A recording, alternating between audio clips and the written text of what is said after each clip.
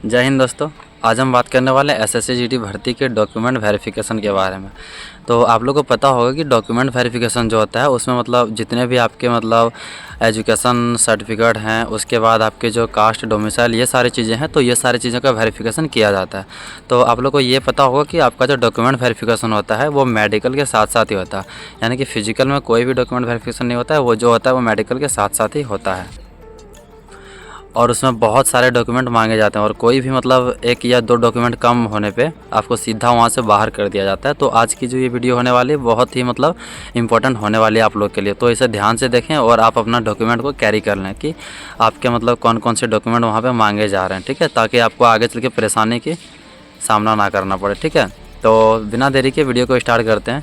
तो सबसे पहले कि आपका इसमें फ़िज़िकल होता है। फ़िज़िकल में आपका आधार कार्ड, एडमिट कार्ड और फोटोग्राफ, बस ये 3 चीज़ मांगा जाता है, ठीक है। इसके अलावा फ़िज़िकल में कोई डॉक्यूमेंट नहीं लगता है। लेकिन जैसे ही आप फ़िज़िकल मतलब क्वालिफाई कर लोगे, उसके बाद नेक्स्ट स्टेज मतलब अगला जो कट ऑफ आता है वो आता है मेडिकल के लिए, ठीक है।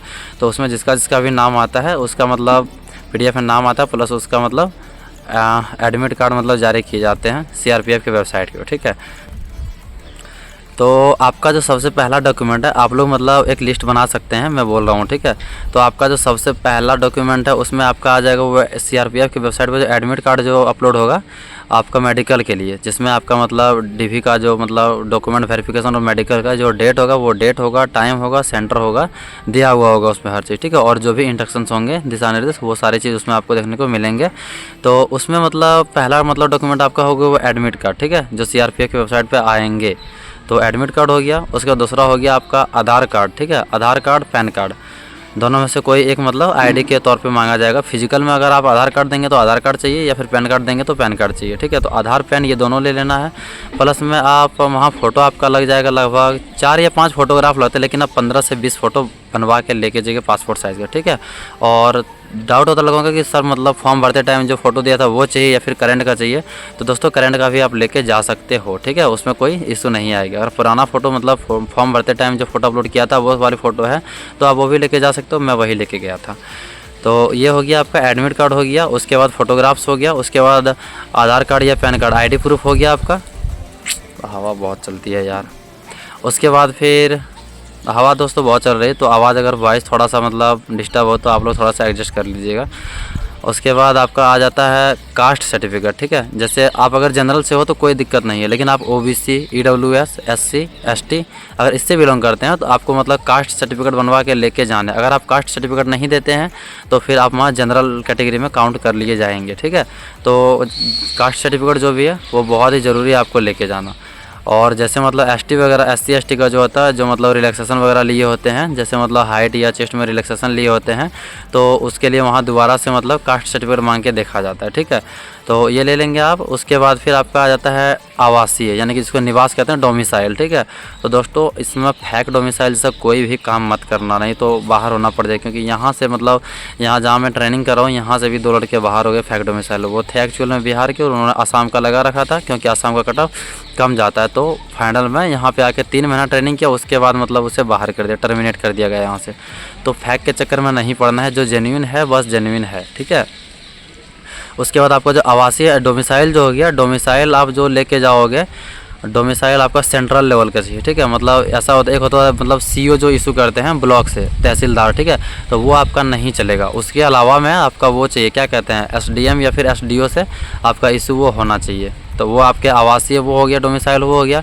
और कास्ट सर्टिफिकेट मैंने जो बोला, कास्ट सर्टिफिकेट भी मतलब केंद्रीय लेवल का, सेंट्रल लेवल का होना चाहिए, वो भी तहसीलदार वाला नहीं चलेगा। उसके बाद पहले मतलब SDO या SDM से बनवा लेना है। उसके बाद SSC GD का जो फॉर्म आया था उसमें शायद पेज नंबर 37 या 38 पे एक फॉर्मेट दिया गया SSC की तरफ से, ठीक है।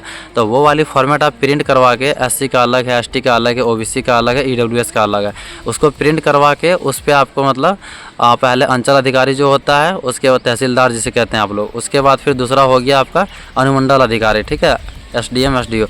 तो मतलब ये दोनों से आपको उस पर दस्तखत और मतलब हस्ताक्षर और सिग्नेचर और स्टाम्प जो मोहर लगता है वो लगा के लेके आने हैं, तभी आपका वो वैलिड होगा।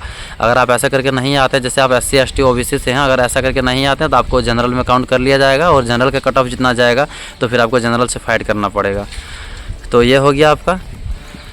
इसके अलावा आपका जो एजुकेशन क्वालिफ़िकेशन है, ठीक है, जैसे कि अगर आप 10 मानते हैं कि ये फॉर्म 10th लेवल का है, ठीक है, तो आपने अगर 10th का ही मतलब सबमिट कर रखा है वहाँ पे हायर क्वालिफ़िकेशन में, तो आप बस 10th का मार्कशीट ले लीजिएगा, ठीक है। एक मार्कशीट हो गया आपका, दूसरा जो फाइनल मतलब मूल प्रमाण पत्र जो बन के आता है, बस ये दोनों ही चाहिए। एडमिट कार्ड वगैरह कुछ नहीं चाहिए होता है, एक मार्कशीट चाहिए होता है, एक मतलब मूल प्रमाण पत्र चाहिए होता है। ये 2 चीज़ आपको चाहिए वहाँ पे। और ये हो गया। उसके बाद अगर आपने हायर क्वालिफ़िकेशन में 12th या फिर ग्रेजुएशन आपने लगा रखा है, सेलेक्ट कर रखा है, तो आपके ग्रेजुएशन का भी मतलब सर्टिफिकेट वहाँ पे मांग लिया जाएगा आपसे, तो आप वो लेके जाइएगा।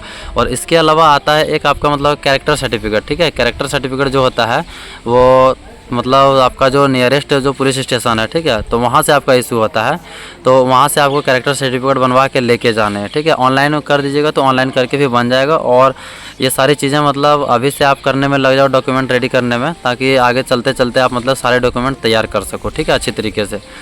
तो ये हो गया आपका कैरेक्टर सर्टिफिकेट हो गया, एडमिट कार्ड हो गया, उसके बाद 10th का मतलब मार्कशीट और वो क्या कहते हैं मार्कशीट और मूल प्रमाण पत्र हो गया, उसके बाद फोटोग्राफ्स हो गया, उसके बाद आधार कार्ड और पैन कार्ड हो गया, और उसके अलावा आपका वो SC ST OBC जो भी आपका कास्ट सर्टिफिकेट चाहिए, और फिर आपका डोमिसाइल चाहिए। इतना हो गया। और जितने भी मैंने डॉक्यूमेंट बताया वो सारे का मतलब आप 2-2 कॉपी फोटोग्राफ्स करके लेके जाइए, जेरोक्स जिसे कहते हैं, जेरोक्स करके 2-2 कॉपी लेके जाइएगा, ठीक है, क्योंकि वहाँ पे डॉक्यूमेंट आपका मांग लिया जाता है ये सारी चीज़ें। और 1 कॉपी जमा होता है, मेरे ख्याल से 1 कॉपी जमा होता है, 1 कॉपी आपके पास होता है। और मेडिकल टाइम से मतलब कुछ पहले जैसे आप मतलब कोई ऑपरेशन वगैरह सर्जरी वगैरह आप करवा के रखे हैं, तो वो जो चीज़ें उसका जो कागज़ मतलब डॉक्यूमेंट जो होता है ऑपरेशन मतलब जो भी होता है वो 6 महीने पुराने होने चाहिए, ठीक है। तो वो जो आप बनवा के रखे होंगे मतलब ऑपरेशन वगैरह जैसे मान लीजिए 6 महीने पहले हुआ, वहाँ पे डॉक्टर साहब बोल रहे हैं कि नहीं आपका हाल फिलहाल का है ये, तो वहाँ पर आपको वो भी डॉक्यूमेंट लेके जाने दिखाने के लिए आप उसे दिखा सकते हो कि हाँ भाई मतलब ये मेरा 6 महीने पुराने है, ठीक है, ये हाल फिलहाल का ऑपरेशन वगैरह नहीं है, ठीक है। तो वो भी आप अपने साथ बैग में कैरी कर लीजिएगा। और अगर कोई ऐसे लड़के हैं जिसका मान लेते हैं कि 10th का जो मतलब सर्टिफिकेट है उसमें नाम में मतलब नाम कुछ अलग है, उसका फॉर्म डालते टाइम नाम कुछ अलग रख दिया आपने, ठीक है, तो मतलब जहाँ पे आप देख रहे हैं कि दोनों में डिफरेंट नाम है, तो वहाँ पे नाम गलत है, तो वहाँ पे क्या करें। अगर आप मतलब ऐसे नॉर्मली चले जाते हैं वहाँ पे बोलिए, वहाँ बोलने से वो कुछ नहीं मानेंगे, ठीक है, आपको 100% वहाँ से बाहर कर दिया जाएगा, या फिर आपको जनरल में काउंट कर लिया जाएगा। ज़्यादातर चांसेस होते हैं कि वहाँ से आपको बाहर कर दिया जाता है, ठीक है।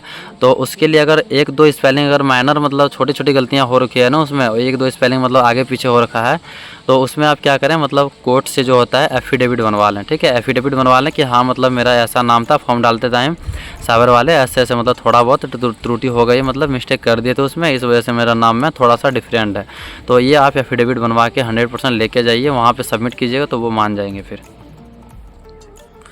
और दोस्तों अगर आप हमारे चैनल पर नए होंगे तो चैनल को सब्सक्राइब कीजिएगा, वीडियो को लाइक कीजिएगा, बेल आइकन प्रेस कर लीजिएगा, ताकि हमारे आगे आने वाले जो भी मतलब वीडियो डालूं तो उसका वो नोटिफिकेशन सबसे पहले आप तक पहुंच सके। और दोस्तों और भी आप लोगों का कुछ डाउट हो इस भर्ती से लेके फिजिकल, मेडिकल और डॉक्यूमेंट वेरिफिकेशन से रिलेटेड, तो आप कमेंट कर सकते हैं, आपका रिप्लाई मिल जाएगा, या फिर उस टॉपिक पर हम वीडियो बना के लेके आएँगे।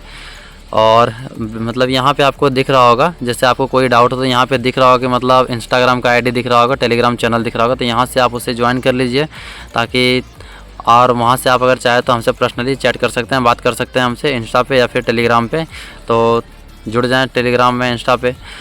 और आज के वीडियो में बस इतना ही था, मिलते हैं फिर अगले वीडियो में, तब तक के लिए टेक केयर, जय हिंद, बाय बाय।